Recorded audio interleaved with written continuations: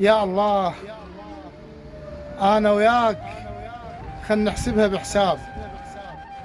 من الضامن حياته يعيش باكر، وشي يفيد الحرام وشيل الخشوم، تالينا وعلي بحضن المقابر. ومن نموت ما ناخذ عقارات ولا شهرة ومناصب والدفاتر. من نموت نلقى أعمالنا هناك، الزين الشين الصغار الكبائر. احنا وداعتك بالدنيا خطار، وعبر الدنيا كان عبرت قناطر.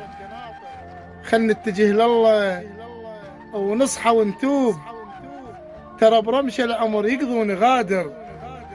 وشي يفيد الحرام وشيل الخشوم، تالينا وعلي بحضن المقابر.